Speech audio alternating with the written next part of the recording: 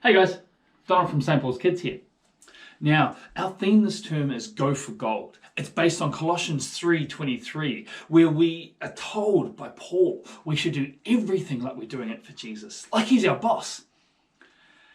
And the story is about a guy today who was involved in a competition, but it's not something you might see in the average Olympics. It was definitely one-sided though. See, our story is about this dude called Elijah. Now, Elijah lived a long time ago. He was one of Israel's early judges and prophets. And in the time, there was a king called King Ahab. And this was one mean, nasty, angry, God-hating dude. He was a nasty king. In fact, he was known as being one of Israel's worst kings. And see, he wanted to do everything he could to remove God from everything. He wanted his personal God, that his wife was there, her name was Jezebel, and she was as bad, if not worse than him. Now, because of the evil the king and Jezebel did, there was no rain. And Elijah went up to the king and told him, look, mate, unless you turn from what you're doing and follow the one true God, there ain't going to be any rain.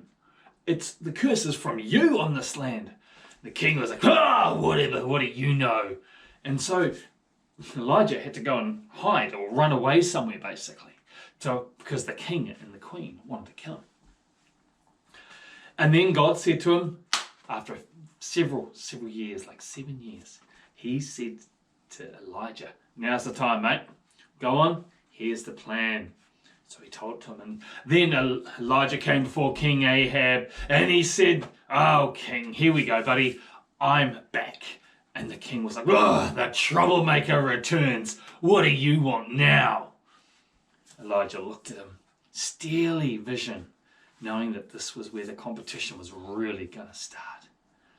He said, well, king, you worship Baal. Yes, I do. Baal is the man. And Elijah said to him, well, here's the thing.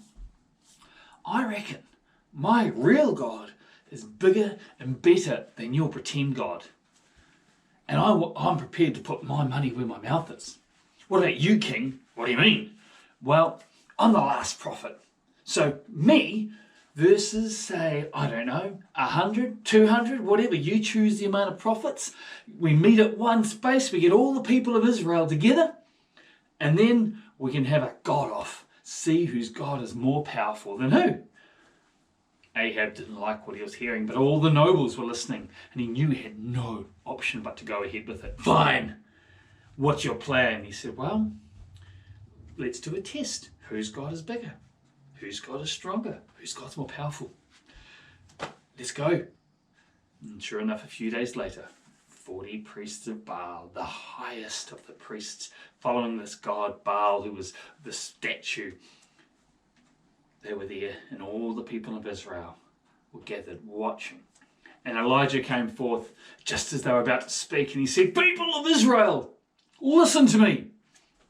For so many years, for too long, you've had a foot in one camp and a foot in the other camp.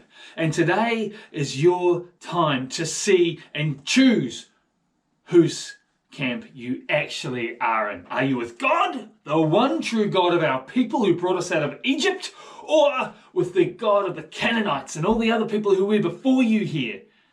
Do you follow those fake, not real gods, or God, the God who created all things? Silence filled, and now you could tell the people were a little bit uncomfortable. It's sort of like you're a bit scared to not follow God. We've got to sort of. And Elijah said, so this is the plan. We have 2 cows, and we're going to have a sacrifice. And we're going to make an altar. They'll do 1 cow. I'll let them go first because I'm a generous guy. And then the God of Israel, the one true God, gets to set fire to it. And the God that does it the fastest wins. Baal were like, this was pretty, yeah. They were scared. They knew that they were in trouble though. And Elijah stepped back. Go for it, guys. You're up. All the people in Israel were like, yeah, well, that makes sense. If one God's bigger than the other, that's no worries. So they made their altar and they said, "No, Baal is mighty, we pray, light this sacrifice on fire. They did special dances.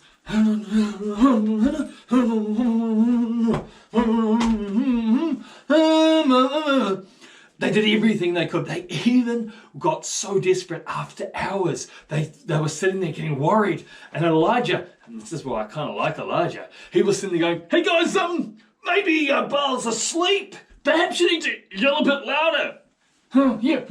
Thanks, yeah. Oh, Baal! They yelled and they loud. And people were like, this is getting embarrassing. And Elijah, he was on a roll. He was like, all right, guys. Maybe you need to, he might be away today. Did you check with his office? Maybe check your phones. He might have left a message or sent a text. They're like, I've got no coverage. Do you think that's what it is? They didn't even have headphones. And then, with about an hour left, they started getting desperate. They even started hurting, making blood and splattering it on the... Oh, here we go, Steve! Yeah, Baal, come on! You're the God, Baal! You're the God! Nothing happened. Silence. Not even a breath of wind. And Elijah, once he finished laughing, move out of the way, guys. Move out of the way. Move out of the way. All right. Build a pillar. They built a box ready for the sacrifice. They put the sacrifice on top. And he looked at it and he said, nah, it's too easy. Dig a trench. So people were digging a trench from right around it. We're not talking a little scratch. This was quite a deep one. And he said, get some buckets of water. Water's pretty precious, man. Just hear me, just get them. So what do you want us to do now? Ready in case it catches fire? No, pour it over. Huh? Pour it over till the trench fills up with water. Huh? Pour buckets over till trench full of water. Huh? Buckets, water, over, sacrifice, fill, trench. Over they did. Filled it up. Gallons and gallons of water.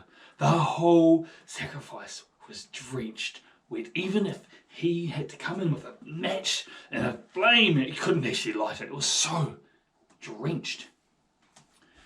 Then Elijah looked up and he raised his hands and he said, Lord, of the one true God in heaven, your people have forgotten you. They've left you and they've set a foot in each camp because they think that they can cover their ways. But we say today, we are sorry and we ask you, Lord in heaven, to light this sacrifice and accept it in your holy name.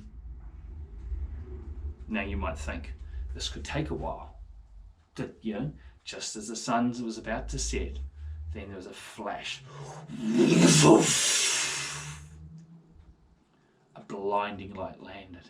And then everyone looked like, oh! They looked down and there was nothing left. Some charred stones. The water that filled the trench was evaporated. The sacrifice, gone. The wood, gone. The priests of Baal were like, ugh. The people were like, oh. And Elijah was like, oh yeah. He looked at the people. Told you. Hate to say it, but I'm gonna. Told you. There's one true God. And what are we going to do about it? And they were like, we're going to follow the one true God. And the priests of Baal were like, no, Baal is better. Elijah looked at them. How's that working out for you boys? And they ran. And people were like, we're going to follow God. And as the rain was coming down and filling the land, and finally after years of drought, what happened after that is another story. Catch you later.